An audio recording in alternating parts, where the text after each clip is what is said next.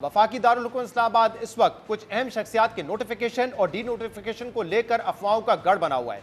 एक तरफ पाकिस्तान के पहले चीफ ऑफ डिफेंस स्टाफ का नोटिफिकेशन जारी ना होने पर क़यास-आराइयों का बाजार गर्म है, जिस पर वजीर दिफा ख्वाजा आसिफ ने आज अपना मौक़िफ़ वाज़े कर दिया है।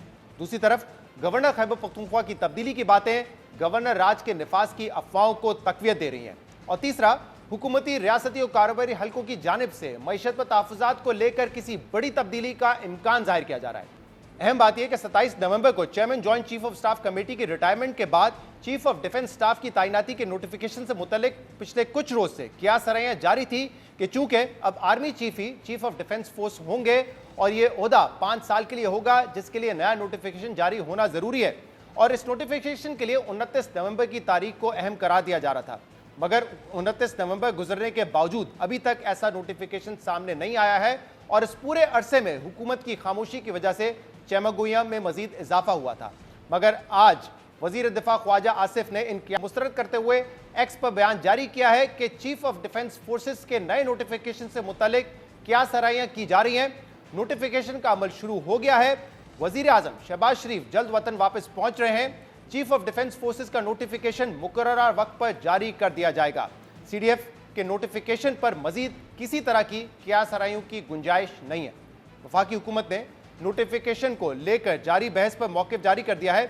इसी तरह IMF की रिपोर्ट, लेबर सर्वे और SIFC के national coordinator lieutenant general Sarfaraz Ahmed और governor State Bank Jameel Ahmad की जानिब से माशी टीम की कारकर्दगी पर भी सवालात उठाए गए थे, जिस पर आज वजीर खजाना मोहम्मद औरंगजेब ने तवील प्रेस कॉन्फ्रेंस में माशी कारकर्दगी का दिफा किया है। द ग्लोबल जो डायग्नोस्टिक एंड करप्शन रिपोर्ट है, ये रिपोर्ट हमने as a government we asked for it and we facilitated it।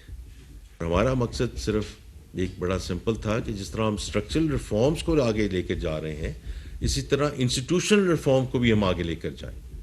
ये किसी एक गवर्नमेंट, किसी एक एडमिनिस्ट्रेशन का कोई इसमें ना इशू है, ना कोई एक टेक्निकल रिपोर्ट है। मैं तो इसको बड़ा खुशाइन समझता हूँ कि the local companies have stepped up in a big way, कि जहां हम बाहर से चीज़ें मंगवा रहे थे, इन कंपनियों ने वो उस किस्म की अब प्रोडक्ट्स एंड सर्विसेज प्रोड्यूस करनी शुरू कर दी हैं कि जो बहुत खुश आइंद बात है कि हमें तो उसको सेलिब्रेट करना चाहिए।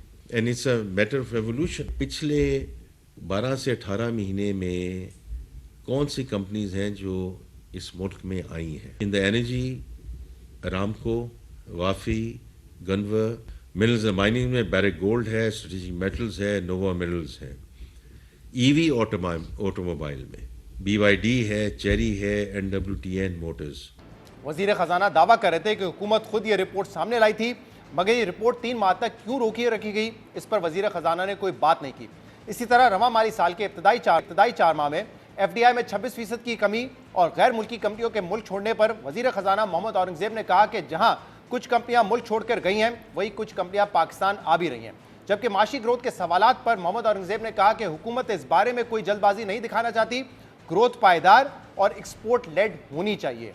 मगर जहां वजीर खजाना अपनी माशी कारकर्दगी का दिफा कर रहे हैं, वहीं वजारत खजाना पर कारकर्दगी को लेकर दबाव भी बढ़ता नजर आ रहा है, क्योंकि जो यकीन दहानियां और दावे किए गए थे वो पूरे होते नजर नहीं आ रहे। जबकि शिकायत भी सामने आ रही है कि स्टेक होल्डर्स को भी वजीर खजाना तक आसानी से रसाई हासिल नहीं है।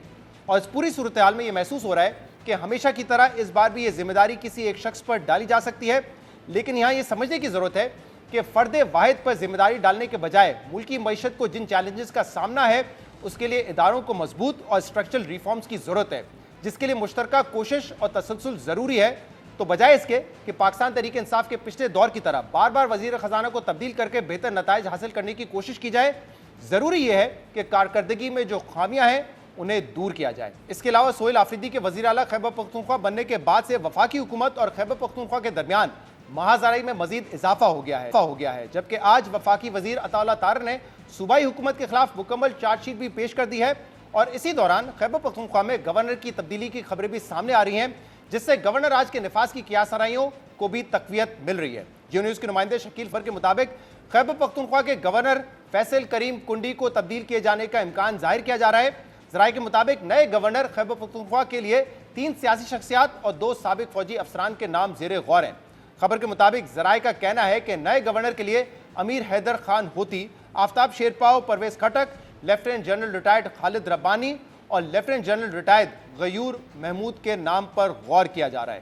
بہرحال اب دیکھنا ہوگا کہ وفاقی حکومت واقعی گورنر کی تبدیلی کے لیے سنجیدہ ہے یا یہ معاملہ صرف وزیر اعلیٰ پر دباؤ ڈالنے کی کوشش ہے، کیونکہ وفاقی حکومت اور صوبائی حکومت کے معاملات مسلسل بند گلی میں جاتے نظر آ رہے ہیں۔ آج بھی وزیر اطلاعات عطا اللہ طارر نے پریس کانفرنس میں خیبر پختونخوا حکومت کے خلاف چارج شیٹ پیش کرتے ہوئے وزیر اعلیٰ سہیل آفریدی پر بھی براہ راست اسمگلنگ میں ملوث ہونے جیسے سنگین الزامات لگائے۔ پی ٹی آئی کا ملک دشمن عناصر کے ساتھ گٹھ جوڑ ہے جو اب کھل کے سامنے آ چکا ہے۔ ڈرگز کی جتنی اسمگلنگ، جتنی ٹریڈ ہوتی ہے خیبر پختونخوا حکومت کی نگرانی میں، وزیر اعلیٰ خود ملوث ہیں، ان کے لوگ ملوث ہیں، اور ان کا بڑا قریبی تعلق ہے وہاں کے ڈرگ لارڈز کے ساتھ۔ خیبر پختونخوا کی صوبائی حکومت کی پرفارمنس صفر ہے، زیرو ہے، کیونکہ وہاں ایک پولیٹیکل ٹیرر کرائم نیکسس موجود ہے۔ دوسری طرف وزیر اعلیٰ سہیل آفریدی نے بھی آج پریس کانفرنس میں کہا ہے کہ ہمیں تصادم کی طرف لے جانے کی کوشش ہو رہی ہے، لیکن ہم تصادم کی طرف نہیں جائیں گے۔ منگل کے دن تمام parliamentarian, M P As, M N As اور سینیٹرز یہ باقاعدہ اعلان ہو چکا ہے کہ یہ انشاءاللہ تعالیٰ پہلے اسلام آباد ہائی کورٹ کے سامنے پرامن احتجاج کریں گے اور اس کے بعد اڈیالہ جیل کے سامنے جائیں گے تمام پارلیمنٹیرین۔ پاکستان تحریک انصاف کے ساتھ ہو رہا ہے تو وہ یہی چاہتے ہیں کہ ہم تصادم کی طرف جائیں، لیکن ہم نے ہرگز تصادم کی طرف نہیں جانا، اور ساتھ میں یہ بھی کہ ہم نے کسی بھی قربانی سے دریغ نہیں کرنا۔ تیرا میں جو ہماری خاندانی زمین ہے اس کے علاوہ میری کوئی ذاتی زمین نہیں ہے۔ یہ جو ڈرامے کیے جا رہے ہیں، جو غلط بیانی کی جا رہی ہے، یہ صرف اور صرف جو ہمارے مین ایشوز ہیں ان سے جو ہے لوگوں کو گمراہ کرنے کی ناکام کوشش کی جا رہی ہے۔ اسلام آباد میں جاری افواہیں، گورنر راج کے نفاذ پر قیاس سرائیاں سمیت تمام معاملات پر ہم بات کریں گے، جس کے لیے ہمیں جوائن کیا ہے نون لیگ کے سینئر رہنما بیرسٹر عقیل ملک، جو state minister for law and justice ہیں۔ بہت بہت شکریہ عقیل ملک صاحب، آپ نے ہمیں جوائن کیا۔ عقیل ملک صاحب، پچھلے ہفتے بھی یہ کہا سہیل آفریدی صاحب نے، آج بھی کہہ رہے ہیں کہ ہم آئیں گے، اپنا احتجاج ریکارڈ کروائیں گے اسلام آباد ہائی کورٹ کے باہر، اڈیالہ جیل کے باہر، اور سڈنلی پھر آج یہ خبریں آنے لگتی ہیں کہ شاید گورنر فیصل کریم کنڈی کو تبدیل کیا جائے، اور کچھ نام بھی آج سرکولیٹ کر رہے ہیں جس میں سابق چیف منسٹرز بھی ہیں، کچھ ریٹائرڈ افسران بھی ہیں کہ ان کو گورنر بنایا جا سکتا ہے، اور پھر اس وجہ سے یہ افواہیں کہ کے پی میں گورنر راج لگ سکتا ہے، ان کو تقویت مل رہی ہے۔ کیا چاہ رہی ہے حکومت؟ کیا گورنر راج لگانے کا ارادہ ہے؟ بسم اللہ الرحمن الرحیم۔ شہزاد صاحب بہت بہت شکریہ۔ دیکھیں، حالات تو آپ کے سامنے ہیں کہ اس صوبے کے حالات اور وہ جس مشکل مراحل سے گزر رہے ہیں تمام تر معاملات کو دیکھتے ہوئے، بالخصوص اگر آپ دہشت گردی کے حوالے سے دیکھیں، جو کراس بارڈر ٹیررزم ہے، اس کے علاوہ جو گورننس کے ایشوز ہیں، آئی تھنک کافی سیریسلی جو ہے ان چیزوں کو اس پہ پونڈر کیا جا رہا ہے۔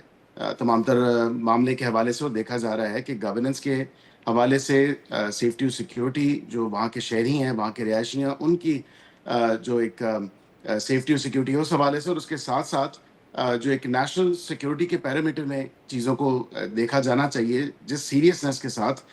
فی الوقت تو وہاں پہ جو گورننس کا حالات ہیں اور اس کے ساتھ جو لوگ ہیں، اس ساری تمام ٹیم میں جو وزیر اعلیٰ اور اس کی ٹیم ہے، وہ تو بری طرح ناکام ہوئے ہیں۔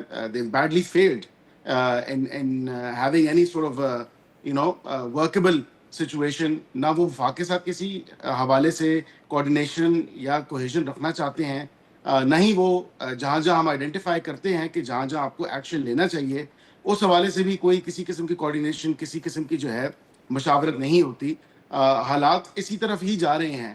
ابھی جو دیکھنے کو مل رہا ہے کہ سیریسلی اس کے اوپر کنسیڈرز کو کیا جا رہا ہے، اور یہ کوئی پہلی دفعہ نہیں ہے۔ آپ دیکھیں کہ مختلف جو ہمارے صوبے ہیں، جہاں جب سچویشن ہوئی ہے، جب ایک ایسی ضرورت محسوس ہوئی ہے، ایک آئینی اقدامات جو کہ آئین پاکستان کے اندر موجود ہے، آرٹیکل 232 سے لے کے 237 تک، وہ تمام تر اس ایمرجنسی کے معاملے کو یا پروکلیمیشن آف ایمرجنسی کے تمام تر معاملے کو ریگولیٹ کرتا ہے، تو اس حوالے سے یہ تو ایک آئینی اقدام موجود ہے۔